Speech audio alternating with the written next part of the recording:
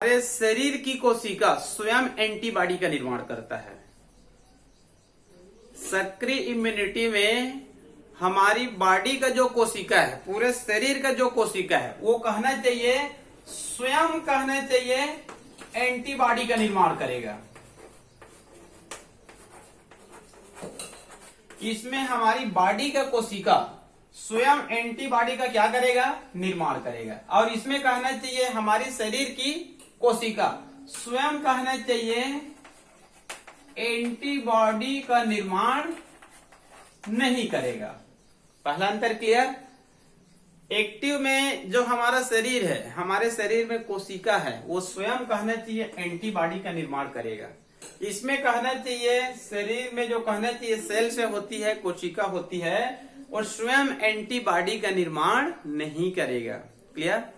दूसरा, ये कहना चाहिए हमारे शरीर में जीवन भर सक्रिय होती है।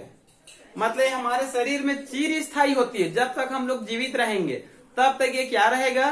चिर स्थायी बना रहेगा।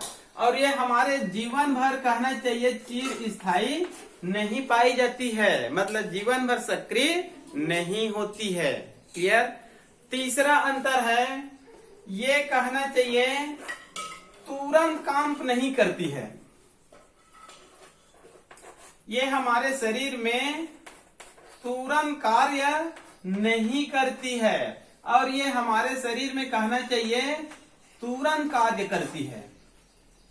तीन अंतर क्लियर हो गया। इसमें जो एंटीबॉडी होता है उनका निर्माण हमारे शरीर की कोशिका स्वयं करेगा, और इसमें नहीं करेगा।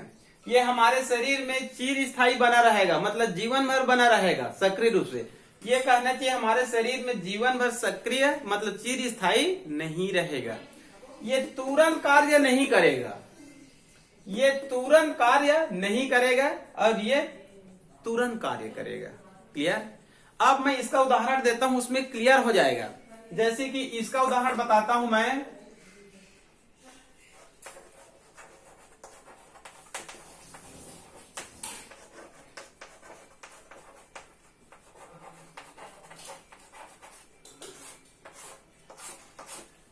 इसका उदाहरण है रेबीज का वैक्सीन और एंटीवीनम।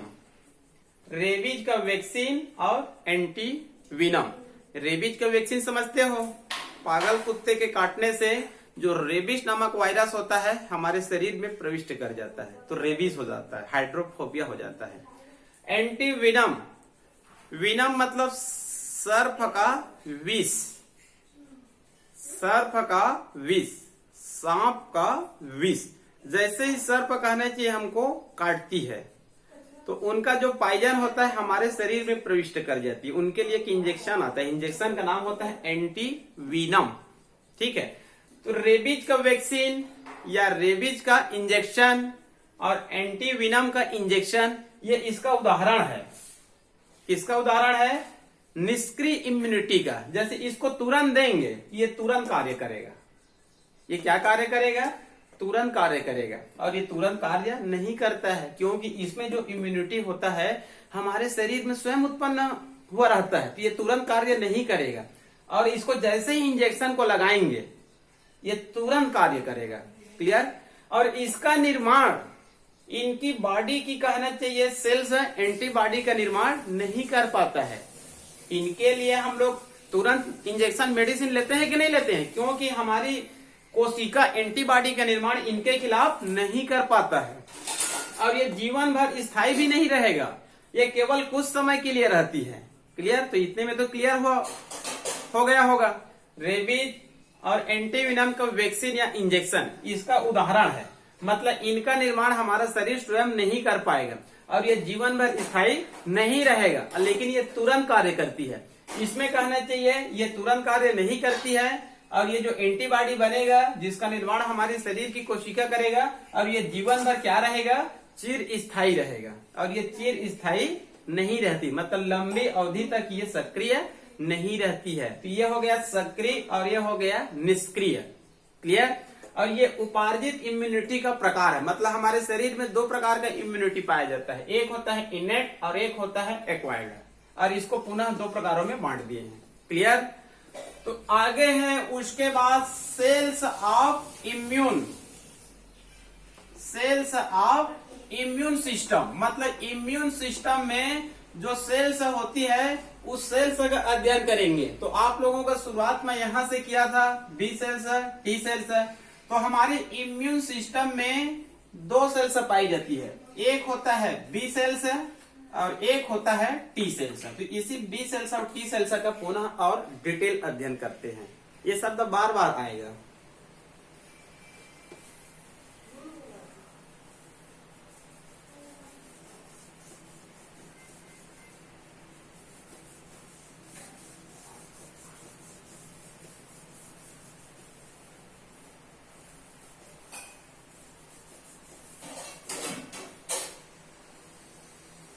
आगे अध्ययन करते हैं इम्यून सिस्टम का सेल्स।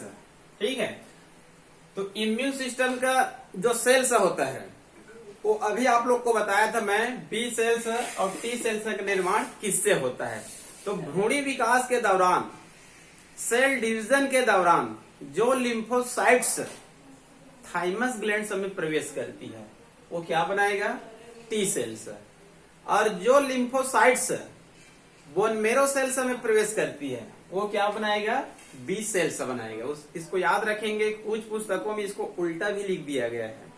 मतलब ये लिख दिया गया है थाइमस ग्लैंड में प्रवेश करेगा वो बी सेल्स बनाएगा, जबकि ऐसा नहीं है। ठीक है जी, नाम से ही क्लियर है। थाइमस मतलब देखिए, थाइमस में ये शब्द आता है। ठीक है, तो जो लिम्फोसाइट्स थाइमस ग्लैंड में प्रवेश करेगा वो टी बनाएगा, और जो लिम्फोसाइट्स बोन मेरो सेल्स में प्रवेश करेगा, बोन मेरो अस्थि मज्जा, वो क्या बनाएगा, बी सेल्स बनाएगा। क्लियर। ये बी सेल्स टी सेल्स हमारे शरीर के लिए बहुत ही महत्वपूर्ण है। ठीक है, मतलब लिम्फोसाइट्स से बना हुआ है, और लिम्फोसाइट्स क्या है, WBC है, और WBC क्या है, रक्त है। ठीक है, तो WBC का कार्य हमको पहले से ही पता है, रोग प्रतिरोधक क्षमता प्रदान करना। क्लियर। WBC का जीवन काल क्यों 1 से 5 दिन होता है, RBC का जीवन काल क्यों 120 दिन का होता है। इसका कारण यह होता है, RBC कहना चाहिए एंटीजन से संघर्ष नहीं करता है, फाइट का कार्य नहीं करता है, लड़ने का कार्य नहीं करता है। उनका कार्य होता है ट्रांसपोर्टेशन ऑफ ऑक्सीजन, ऑक्सीजन का परिवहन करना। ठीक है, जिसके कारण उसका कहना चाहिए लाइफ लॉन्ग होता है 120 दिन। मेंढक में RBC के जीवन काल 100 दिन, हमारे में 120 दिन। लेकिन WBC कहना चाहिए केवल 3 से 5 दिन क्यों जीवित रहता है, क्योंकि इनका कार्य क्या होता है, एंटीजन से हमेशा ये फाइटिंग का कार्य करता है, संघर्ष करता रहता है, जिनके कारण इनका जीवन काल केवल 3 से 5 दिन ही होता है। क्लियर। उसके बाद नई RBC, नई WBC का निर्माण होता रहता है बोन मेरो से, अस्थि मज्जा से। क्लियर। तो यहां पर कहना चाहिए ये जो बी सेल्स है और टी सेल्स है, ये अपने क्रियाओं को कैसे संपन्न करेंगे, किनसे प्रेरित होकर अपना कार्य करेंगे। तो ये कहना चाहिए एंटीजन से प्रेरित होकर अपना कार्य करता है। हमारे शरीर में बी सेल्स और टी सेल्स है, चारों तरफ कहना चाहिए एंटीजन है। जैसे ही एंटीजन प्रविष्ट करेगा उनसे प्रेरित होकर अपने क्रियाओं को संपन्न करेंगे। क्लियर। तो पहला देखते हैं हम लोग बी सेल्स का, पहला देखते हैं हम लोग बी सेल्स का एंटीजन के प्रति प्रतिक्रिया। पहला देखते हैं बी सेल्स का एंटीजन के प्रति प्रतिक्रिया। क्लियर। ध्यान से सुनेंगे, चारों तरफ क्या है, एंटीजन है। एंटीजन क्या करेगा, हमारे शरीर में प्रविष्ट करेगा। जैसे ही एंटीजन प्रविष्ट करेगा, ये कहना चाहिए जो बी सेल्स है सक्रिय हो जाती है और एंटीबॉडी का निर्माण करती है। जैसे ही एंटीजन प्रविष्ट करेगा, बी सेल्स उनसे प्रेरित होकर एंटीबॉडी का निर्माण करेगा। और एंटीबॉडी उस एंटीजन को क्या करेगा, नष्ट करेगा। क्लियर। लेकिन उनसे पहले क्या होता है वास्तव में, जैसे कि एंटीजन हजारों प्रकार का है, एक प्रकार का एंटीजन नहीं है। जैसे कि मान लो कहना चाहिए वायरस, वायरस एक एंटीजन मान लेते हैं, तो वायरस की केवल एक प्रजाति नहीं है, मान लो कहना चाहिए 100 प्रजाति है, तो 100 प्रकार का एंटीजन वायरस का। बैक्टीरिया की प्रजाति 100 से अधिक है, तो बैक्टीरिया का 100 से अधिक प्रकार की एंटीजन। कवक, माइक्रो ऑर्गेनिज्म, जितने भी रोगाणु है, चाहे वो कहना चाहिए कोई भी रोगाणु हो, उनको हम लोग एंटीजन ही बोलते हैं।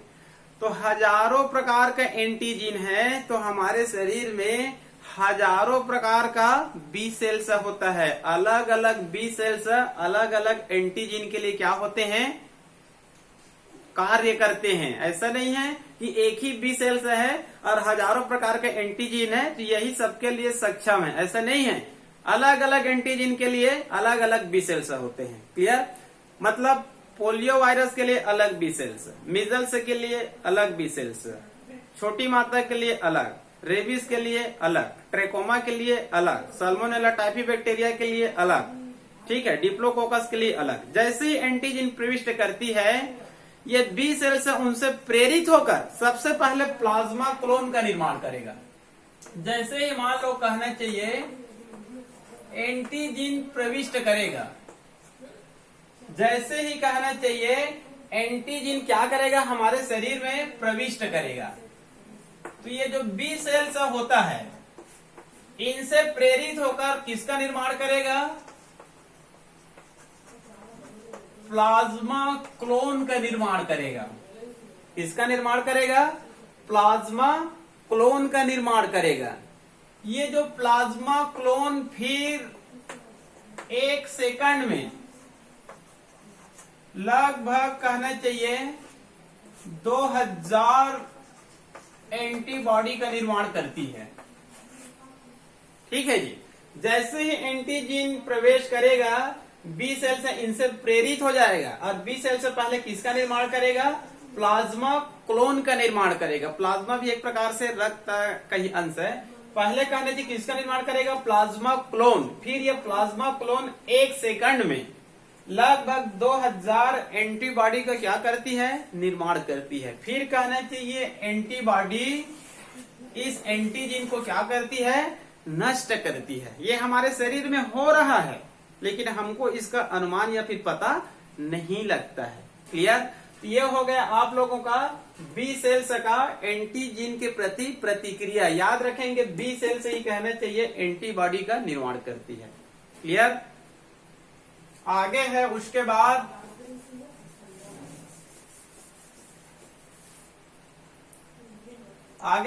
बाद टी सेल्स।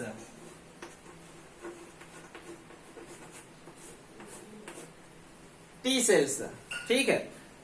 टी सेल्स का भी कार्य बी सेल्स जैसे ही होता है। मतलब जिस प्रकार से बी सेल्स एंटीजन से प्रेरित होकर अपने कार्य को संपन्न करता है, उसी प्रकार से टी सेल्स भी एंटीजन से प्रेरित होकर अपने कार्यों को क्या करता है, संपन्न करता है। क्लियर। और टी सेल्स आगे चलकर 3 प्रकार का होता है। तीनों प्रकार को आप लोग याद करिए।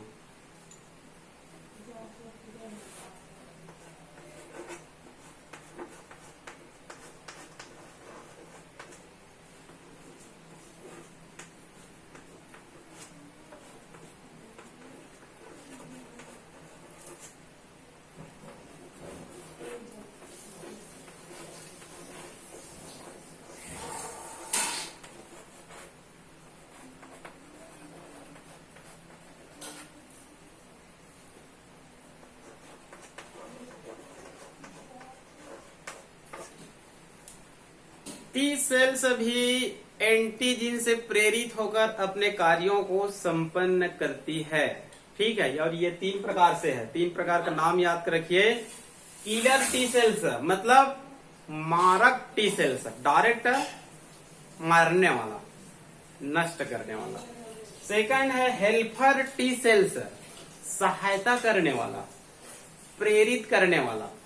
और तीसरा है सप्रेसर टी सेल्स, दाबक टी कोशिकाएं। क्लियर। तो पहला जानते हैं, एक एक लाइन में जानते हैं। पहला है किलर टी सेल्स, मतलब मारक टी सेल्स। इसका अर्थ यह होता है कि जैसे ही हमारे शरीर में एंटीजन प्रविष्ट करती है, जैसे ही हमारे शरीर में एंटीजन हमारे शरीर में क्या करती है, प्रविष्ट करती है, तो ये किलर टी सेल्स डायरेक्ट इस एंटीजन को क्या कर देता है, मारने का कार्य करता है, नष्ट करने का कार्य करता है। इसी कारण इसका नाम मारक टी सेल्स दिया गया है। क्लियर? जैसे एंटीजन प्रविष्ट करेगा, ये किलर सेल डायरेक्ट उसको क्या करेगा, मारने का कार्य करेगा। क्लियर? उसके बाद है helper T cells. Helper T cells इन तीनों में सबसे महत्वपूर्ण है। हेल्पर टी सेल्स इन तीनों में, इसको हम लोग सबसे महत्वपूर्ण, हालांकि पुस्तक में लिखा नहीं है, लेकिन इनको कहना चाहिए सबसे महत्वपूर्ण मान सकते हैं। क्यों मान सकते हैं? क्योंकि हेल्पर टी सेल्स ही एक ऐसा सेल्स है जो इस बी सेल्स को प्रेरित करता है या फिर सहायता प्रदान करता है। हेल्पर टी सेल्स, हेल्प करना, हेल्पर टी सेल्स इस बी सेल्स को हेल्प करता है या प्रेरित करता है। किस कारण प्रेरित करता है? कि आप किसका निर्माण करो, एंटीबॉडी का निर्माण करो।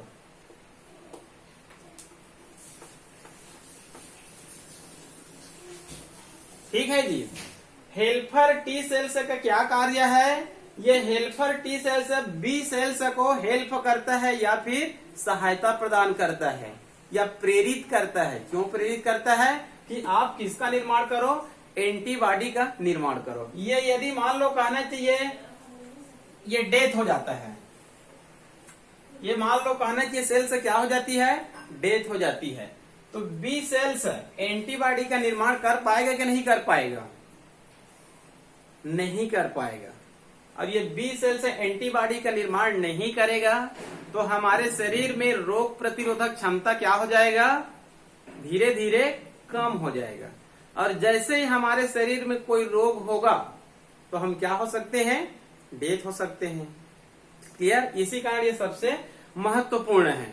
आप लोग सुने होंगे एड्स, एड्स कहने की एक लाइलाज रोग है, और एड्स किसके कारण होता है, HIV वायरस के कारण। ठीक है जी। इसका संबंध एड्स से भी है। एड्स कहना चाहिए एक HIV से होने वाला क्या है, एक रोग है। HIV नामक वायरस के कारण, इसको हम लोग कई बार अध्ययन कर चुके हैं। HIV नामक वायरस के कारण कौन सा रोग होता है, एड्स होता है। तो आप लोग को पहले भी बताया हूं, जब किसी व्यक्ति को एड्स होता है तो तुरंत उसकी मृत्यु नहीं होती है। ठीक है। ये जो HIV वायरस होता है ये तो 8-10 सालों तक चुपचाप बैठा रहता है, कुछ नहीं करता है। ठीक है।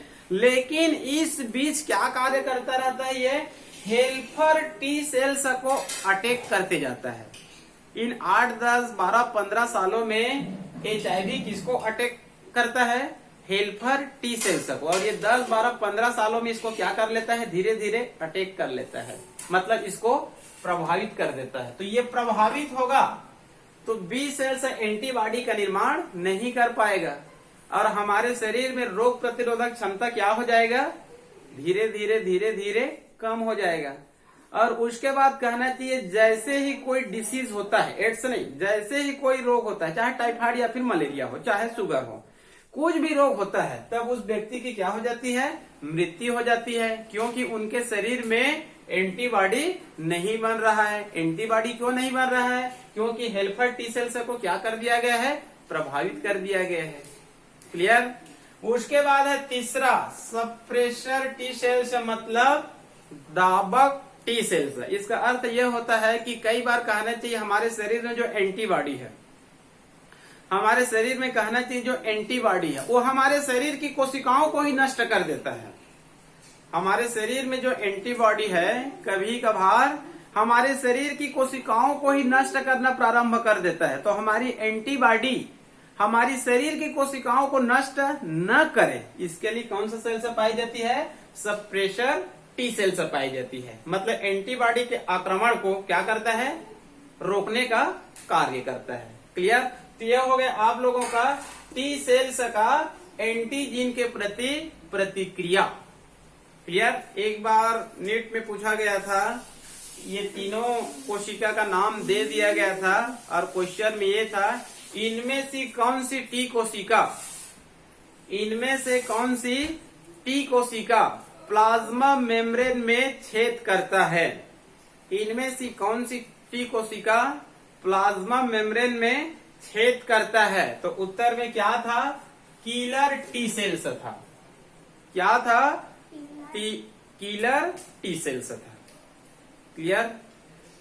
अब उसके बाद हम लोग आगे अध्ययन करेंगे एंटीबॉडी का। किसका अध्ययन करेंगे, एंटीबॉडी का, क्योंकि यहाँ पर एंटीबॉडी का अध्ययन कर रहे हैं। तो एंटीबॉडी है क्या चीज, ठीक है, उसका थोड़ा सा अध्ययन करते हैं।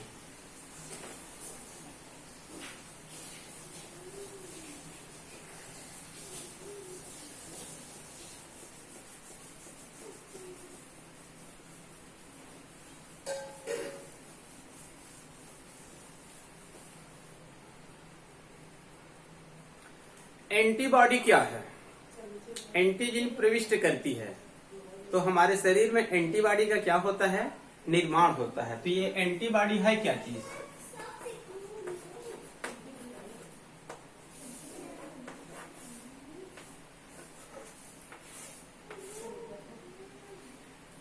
एंटीबॉडी है क्या चीज, ठीक है। तो एंटीबॉडी एक प्रकार से इम्यूनोग्लोब्युलिन प्रोटीन है।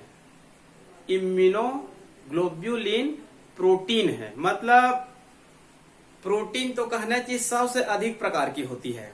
प्रोटीन का एक अणु लगभग 20-22 अमीनो एसिड से मिलकर बना होता है। इसका विस्तृत अध्ययन आप लोग को मैं जेनेटिक्स में कराया था, ठीक है जी। विशेष रूप से जेनेटिक कोड में बताया था।